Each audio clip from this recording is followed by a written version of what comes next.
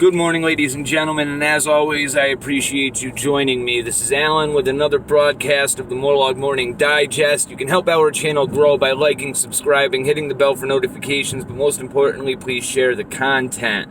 You can make a donation at the link in the description below at paypal.me/MorlogMorningDigest. Now, this morning, I want to get into the topic of how to prevent yourself from contracting this pathogen known as the coronavirus or any other pathogen that you may come in contact with, because I do have a feeling that this is not the first instance that we are going to be dealing with a pathogen in our lifetimes. Now, what's important to realize about this coronavirus is there's a lot of stuff that we do not know about it because it's novel, right? And that means that it's never been detected before, period, right? It was just discovered. From what we know, it's transmitted through the mucous membranes, right? So what are the most important parts of your body that you want to avoid exposure? That would be your mouth, your nose, your eyes, and your anus. Luckily, your anus is naturally protected by your butt cheeks, so you don't have to worry about that. Obviously, good hygiene is imperative.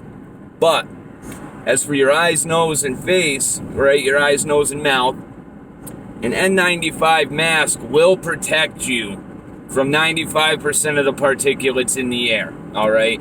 It's not a foolproof plan, but I would rather be 95% safe than zero, okay? Or at least have 95% protection. Now, I also suggest that you get goggles, right, that cover up your eyes. And I'm talking ones that seal all the way around your face. Chemical splash goggles are good. There's goggles all over the place that you can find for this. Another thing that you should be using, cover your hands with some sort of glove, preferably disposable. You don't want to come in contact with the same products over and over again because it's just building contamination on them. Food service gloves are great because they're cheap and not a lot of people are thinking about buying them right now. They're going out and they're getting the medical latex, normal gloves like that, neoprene, all those kind of gloves, right? Food service gloves do just as good of a job, and in fact, there's a lot of people that work in the food service industry. They're easy to get your hands on. Now, there's tough decisions that have to be made in a time like this, and if you haven't prepared all the way, how do you get your hands on this gear? I'm not suggesting you go out and steal it, right? But let's say you work in the food service industry. Taking an extra pair of gloves out of that box every time that you freaking pull gloves out and saving them for a rainy day, I'm not going to tell you it's a bad idea. I don't want you guys being like this idiot in Colorado that went into a hospital and stole all their protective gear, though you're doing nobody any good if you do that. There's a social responsibility. It's not just protecting yourself from the risk. You have to realize that you yourself could be the cause of somebody else dying because you're going out and taking actions that are putting others at risk. I suggest you avoid doing that. That's just the protective gear that you can wear while you're going outside. Obviously, you can take it a step further and buy a anti-vax suit, etc., etc. I think that may be going a little bit overboard, but then again, you can never be too prepared. Now, you're running into a situation right now where you can't find disinfectants in the stores very easily. You can't find hand sanitizer, etc., etc. And there's ways to get around this. For instance, you can make your own hand sanitizer, and it's very easy to do. You go out, you buy some aloe vera gel, you buy a big bottle of 90% isopropyl alcohol, and you mix it together. Now, the key of this being, there has to be at least 60% alcohol in that solution for it to be effective. If you want to go a step further and make it smell good, you can put an essential oil in it. It's not necessary. Any kind of pool cleaner, like let's say you have a pool in your backyard, I'm sure you have a tub of freaking chlorine laying around. That's the same exact thing as bleach. You can figure out what your ratio is inside of that container and how to mix it to get a disinfectant. That'll kill the virus on the spot. Okay? Hydrogen peroxide is another one that you can use. Alright?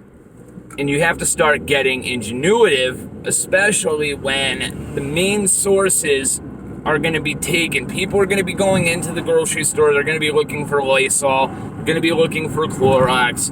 But the average person isn't going to think of using their pool chemicals as a disinfectant when in fact it's probably not only cheaper, it's probably more effective because you can make a higher concentrate if you want to. However, that can get dangerous too. Make sure you know what the hell you're doing and you use proper precautions for that because you can hurt yourself with those chemicals as well. Now, antibiotics are always good to have on hand and they're part of my prep kit. Now, unfortunately, in the United States, we can't go out and buy antibiotics to store for ourselves. You have to have a prescription for it. Use some common sense. Anything that you want, you can find, okay? I'm not saying it's always legal, but at the same time, preparing for your safety, in my opinion, is above the law of the land, okay? My life is more important than some statute somebody wrote down. So I went out and I found some antibiotics to buy off of somebody on the street. Called some old resources. I'm not the best person in the world. I know people, okay? But I'm not going to sit here and tell you that I would look down on you for doing the same. I'm not saying antibiotics are going to help with this virus, right? But secondary infections are the number one killer when it comes to any kind of virus. It's not the influenza that kills you necessarily. It's the secondary infections that are brought in afterwards. It's exactly what kills HIV patients. It's not the HIV that's killing them. It's the secondary infections that their immune system can't fight off. So antibiotics are key to have on hand. Now, unless you are on death's door or you're having trouble breathing, even if you come down with this thing, I would suggest for your own safety, staying away from hospitals unless your life is in danger. Because by bringing yourself to that hospital, right, you are running the risk of being exposed to the coronavirus if you don't have it.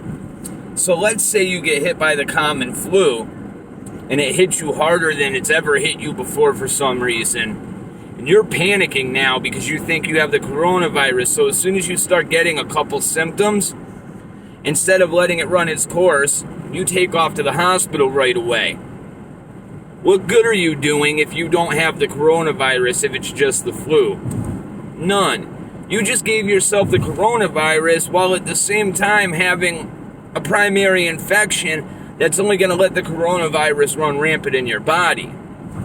These are common sense things that most people do not think about, right? Another thing that you should consider, I live in an apartment building, right? And as I said, there's a social responsibility that needs to be taken here. Talk to your neighbors and make them understand that they will be responsible for your health and safety just as much as you're going to be responsible for theirs if this thing becomes a community outbreak in your area. You yourself may have the best PPE, protective equipment, right? Personal protective equipment in the world. You may have the best systems in place for yourself and your family.